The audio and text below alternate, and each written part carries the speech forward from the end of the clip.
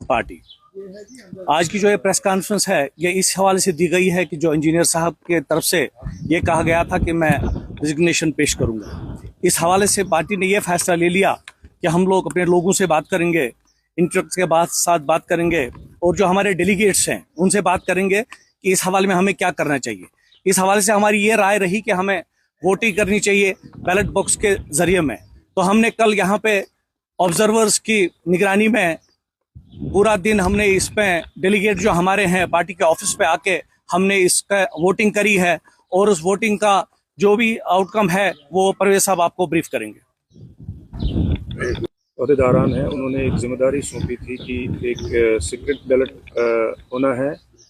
जैसा कि आपको मालूम ही है कि इंजीनियर रशीद साहब ने एक अपनी राय रखी थी रेजिग्नेशन के हवाले से कि वो प्रॉपरली जो है जिस हिसाब से एक एमपी को ऑन ग्राउंड्स में काम करने चाहिए लोगों के जिसके लिए उनको मैंडेट मिला था, उस हिसाब से काम नहीं हो पा रहे हैं। तो ये जो पेपर वोटिंग का जो पेपर था, इस पे 3 ऑप्शंस रखे गए थे। अवामी इत्तेहाद पार्टी की जो भी वहाँ की जो अपनी डिसाइडिंग उसके ऊपर कमेटी है, तो उन्होंने वोटर के लिए 3 ऑप्शंस रखे थे। नंबर 1 ऑप्शन था कि वोटर को जो है अगर उसकी राय हाँ में है कि इंजीनियर रशीद साहब को जो है उसमें रिजिग्नेशन देना चाहिए, तो उस पर पहला एक ऑप्शन था हाँ का।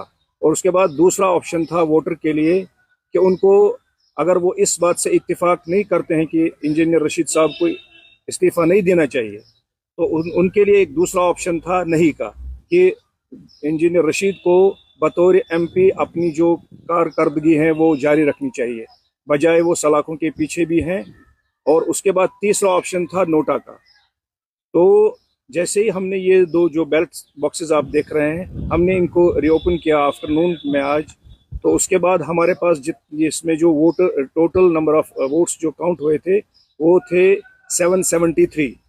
आई am repeating once more, 773 was the total number of votes जो भी कास्ट हुए थे। और उसके बाद जो जिसमें यस का ऑप्शन था कि जो भी मतलब वोटर्स इस में इत्तेफाक रखते थे कि इंजीनियर रशीद साहब को बतौर एमपी रिजिग्नेशन पेश करना चाहिए था, वो 24 वोट थे, 24 वोट्स।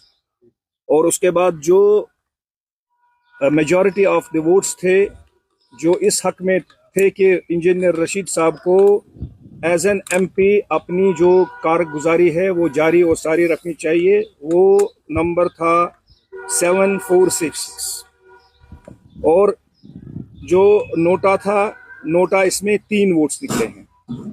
तो ये जो हमारे पास आउटकम आया है इस डेमोक्रेटिक एक्सरसाइज के थ्रू, वो इसमें हम ये समझते हैं कि अराउंड 98% ऑफ द वोटर्स जो भी मुख्तलिफ डेलीगेट्स आए थे नॉर्दर्न की जो भी हमारी पार्लियामेंटेरी कॉन्स्टिट्यूंसी है, उसमें लोग इत्तेफाक करते हैं कि इंजीनियर रशीद साहब को बतौर एमपी अगर वो सलाखों के पीछे भी हैं, अपनी जो भी उनकी जिम्मेदारियां हैं उनको जारी रखना चाहिए।